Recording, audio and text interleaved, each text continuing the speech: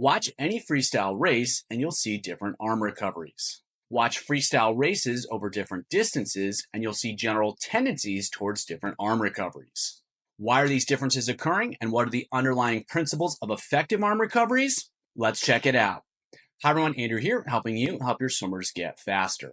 Arm recoveries are a critical component of an effective freestyle. After swimmers create propulsion, they need to move the arms back into position to create propulsion again. So an effective arm recovery is one that allows swimmers to get back in position to create more propulsion again and do so with as little cost as possible. So arm recoveries that are slow relative to the event and relative to the stroke rate that swimmers are trying to create are going to be a problem. So fast recoveries are good recoveries, but it's not just about speed. Swimmers can only produce so much energy so quickly for so long. There's a limit. So as much of that energy needs to be used to create as much propulsion as possible.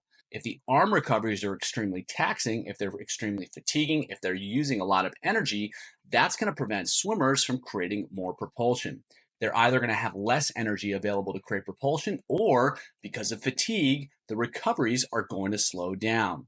That means a lower stroke rate. That means less speed. So not only do recoveries have to be fast, they have to be as easy and as energy efficient as possible.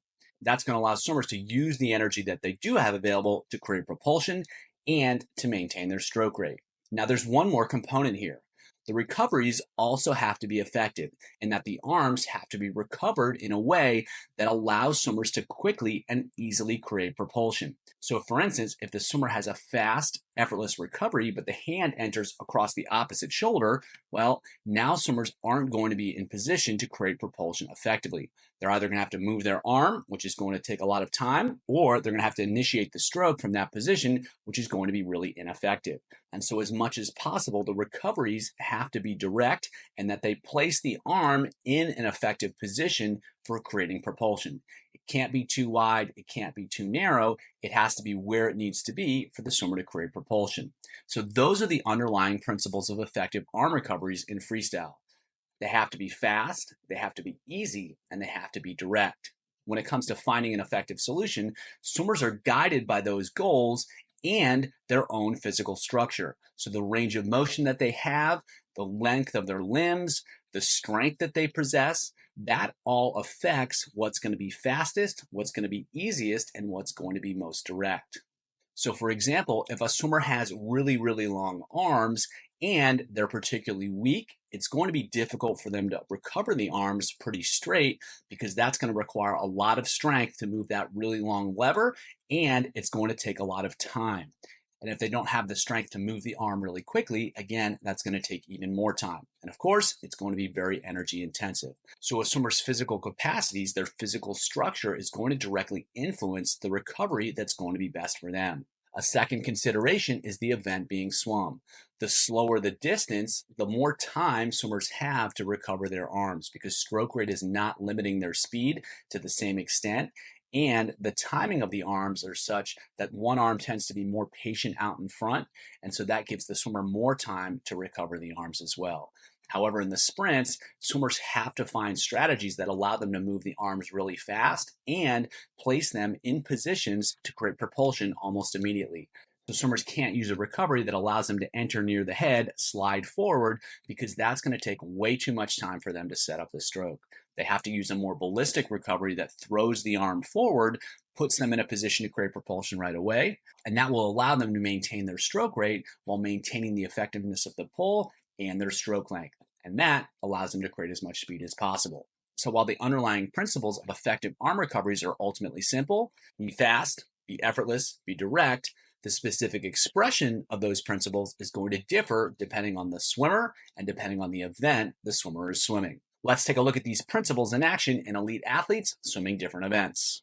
So this is a distance swimmer swimming over 1,500 meters. And in an event like this, there's going to be a priority for efficiency versus maximal speed. So in every event, the recoveries need to be direct.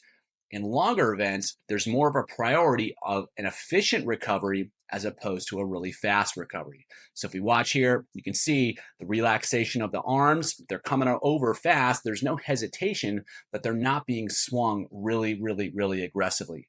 And so the other thing you tend to see over longer events, The hand typically doesn't come up past the elbow. And so you see this swimmer here, while the elbow is certainly bent, he is still swinging the arm, and the hand is not swinging right along the surface. It's still being swung up. However, the hand really never comes above the elbow. It gets about parallel here. And so that allows him to swing. And the more swimmers can swing the recovery over, that's going to be a lot more effortless than pulling the arm forward. But he's not swimming over the top. He's keeping everything pretty direct. And the other thing you can notice is that the arm tends to be swung out to the side versus really over the top. The hand is still being swung. That, again, is going to allow swimmers to be really effortless. And it's not going to be pulled along the surface. It's going to be swung over the surface with the hand going a little bit out to the side. Again, the hand is coming almost as high as the elbow here. And that's going to maximize efficiency without compromising the stroke rate. And again, this swimmer doesn't need to have a super fast stroke rate because of the event he's swimming. One, it's not sustainable, and two, it's not necessary. And so again, it's all about creating a recovery that's going to be as efficient as possible so he can sustain it over the course of these longer events. Two more swimmers here, and they are swimming distance events. And what we're going to see is we're going to see the same basic dynamics. And so you're going to see, again, not super fast stroke rates. They're still swinging the arms over, but they're not swinging really, really aggressively, again, because they don't need to, because of the timing. And secondly, they can't afford to because of the length of the distances. And we're going to see two differences here. The swimmer up front is swinging the arms, kind of like our previous swimmer. Hand is swinging over and around the water, and that's happening on both sides. And the swimmer behind her is keeping the hand a little bit lower. The elbow is a little bit higher, a little bit more of the traditional high elbow recovery, and that's what's happening there. But at the same time, that swimmer on their right arm, if you see there, that's more of a swing. And then on the left side with the breathing, it's a little bit more of the traditional high elbow recovery. But again, they're still swinging these recoveries. They're letting them be ballistic. They're not trying to control them, because the more that they can be thrown forward, it's going to be a lot less effortful. And again, that allows for sustainability. So the key ideas here, they have to be fast enough for the timing of the stroke, and they have to be efficient so that swimmers can sustain their stroke rate throughout the entire race. Now, this is footage from the same race, and we've got a different angle here so we can get a better sense of how direct these recoveries are. So we see there, the hand is going to come over, the arm's going to come over, it's going to be right in front of the shoulder, and then we're going to see the same thing with the left arm. And so the swimmer is off to our left here a little bit, and that's going to create the perception that that left arm is coming a little bit further over across. But again, you can see there, we're a little bit more on track, more on center here with the camera. It's coming straight forward in front of her arm. And different swimmers are going to be a little bit more to the left, a little bit more to the right in front of where they are from the shoulder. And that's going to be, again, dependent a little bit on the range of motion that they have available. But you can see, relatively speaking, everything is coming straight forward. Everything is going straight in front of her, and the recovery is allowing her to get right into the stroke right away. So there's not really any hesitation. She doesn't have to adjust going left or right. She's able to get into it right away, and that's going to allow her to maintain a really effective stroke rate too, and she doesn't have to waste time repositioning, or she isn't forced to start pulling from an ineffective position. So even in distance events, it needs to be really direct in order to be really efficient and to maintain as much speed as possible by maintaining an effective stroke rate. What we'll see differences in is how high the swimmer swings the arms, how much bend there is to the elbow, how far it is out to the side. Those things are secondary to the fact that it needs to be fast, it needs to be direct, and it needs to be as effortless as possible. Now, if we take a look at a 100-meter race, we're going to see the same principles, but they're going to be expressed in a different way. And so we're still going to get the arm swinging, and you can see that all of these recoveries are swinging over the surface. They're all moving really quickly because there's more of a priority on stroke rate. But if you watch the hands, you can see that they're all relatively relaxed. They're not really forced. Swimmers are not swinging them out of the control. And most of the arms are still bent. And so they're swinging it over. And as we see here, some of the swimmers, they're going to have their hands a little bit higher over their elbow. So like swimmers closer to the front, right here in front of us, the hand is up above the elbow. Some swimmers, like the one right there, the hand is about even with the elbow. And so swimmers are going to have a slightly different strategy here in terms of how they recover. But again, they're moving their arms quickly. They're moving their arms as fast as they can within the rhythm of the stroke. The recovery is not slowing the stroke cycle down. There's not a whole lot of tension in these recoveries. And you can see to some extent that the hands are entering right in front of the shoulders. The hands are entering really straight.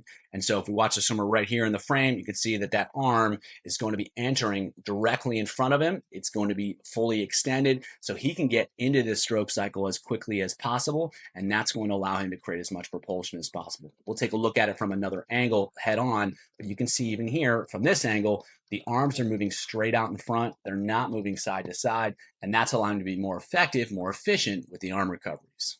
So a little bit more of an isolated shot with this one swimmer. You can see how quickly those arms are being recovered, and they're being recovered directly forward, and you can see how they're being swung over. So he's not swimming with a traditional high elbow. He's not swimming necessarily with a straight arm, but he is swimming with very ballistic recoveries. One, that's going to allow them to happen a lot faster. And two, it's a lot easier to swing the arm over versus kind of pull it forward. So it's going to allow him to recover quickly. It's going to allow him to recover with less effort. It's still going to be challenging at these stroke rates. And he's also, if you can see, he's recovering directly in front of the shoulder. And so everything is coming straight forward, and that's allowing him to get into the stroke cycle as quickly as he'd like.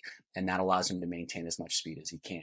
Now, if we watch the arm recoveries here from that same race, we can see the first two swimmers on our left. They're going to enter, and you can see straight forward from the shoulder. Everything is straight in line, and that's going to allow swimmers to create propulsion as quickly and as effectively as possible. If we also notice that the arms are recovering over the water and they're entering almost straight, and especially in the sprints, that allows swimmers to be in position to create propulsion as quickly as possible. And so again, with all these swimmers, the arms are recovering and they are very direct. We're not seeing much side-to-side motion in terms of what happens after the entry. In almost every case, the arm is directly out in front when it enters the water, and that's going to allow them, again, to get into their stroke cycle as quickly as possible without having to adjust what they're doing or compromising the effectiveness of the pull.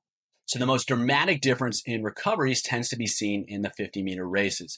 That's where there's going to be a lot higher stroke rates. The arm recoveries are going to be much more ballistic, and so you can really see these arms swinging here. So if we watch the swimmer towards the top of the screen, you can see the hand coming way over the top here. The hand is much higher than the elbow. Now if we watch the swimmer at the bottom here, when the arm exits the water, it swings straight, and then it kind of bends, and he whips it around, and then it's going to be, again, right in front of that shoulder. And so these recoveries are all much more ballistic. Now, if we watch the swimmer above him, the arm straightens as it comes out, then he bends it and whips it across. And so, again, much more ballistic recoveries. We're going to have a different type of recovery, but they're all swinging. It's rarely going to be completely straight. A lot of times the arm will straighten after it exits, and then as swimmers whip it around, it will bend. And again, that's going to allow swimmers to whip it into the position that they want, which is going to be right in front of the shoulder, and they're going to be able to enter at almost full extension, which is going to allow them to get into the stroke cycle faster. So swimmers are using the same basic strategy in this event, but as you can look across, you're going to see different types of arm recoveries in terms of how straight they are, how high they are, whether they're going over the top, more out to the side. And again, it's not right or wrong. It's more based upon what the individual can do based upon their physical structure. Now, if we look at some other swimmers here, we're going to see the same basic thing, and we're going to see very direct arm recoveries. We're going to see ballistic arm recoveries that are very quick, and we're going to see direct arm recovery. So all these swimmers, you can see they're swinging those arms right out into the front, and you can see right there, we've got a swimmer that's coming way over the top. Actually, these two swimmers right here are coming way over the top. And then now if we watch the swimmer at the bottom, they're going to be swinging much lower. It's still very direct. It's still ballistic, but it's going to be lower. And so again, all these swimmers are using a slightly different version of the same concepts. They're all being really fast with their stroke rate. They're being ballistic with their recoveries, and that's going to allow them to get into the front of the stroke quickly and do so with less effort. And they're all being very direct. You can see that they're all entering right in front of their shoulder. And we can see that here from this angle. Again, they're entering at full extension. They're entering more or less in front of their shoulder, and that allows them to get into the propulsive phase as quickly as possible with zero hesitation and zero compromise of the effectiveness of the pull. So in every case, arm recoveries need to be as fast as possible, as effortless as possible, and as direct as possible, and it needs to be a recovery that fits within the constraints of the swimmer's structure. They have to find a recovery that they can physically do, and that's why we see the different expressions of the recoveries based upon what the swimmer is physically capable of. They're swimming the same event, they have the same basic physical principles that they have to adhere to, and they find a different solution based upon what they are physically capable of. So recoveries have to be fast, direct, and effortless, and they have to be chosen based upon the swimmer's structure and the event that they're swimming. For more on how to improve arm recoveries in freestyle, check out the video below.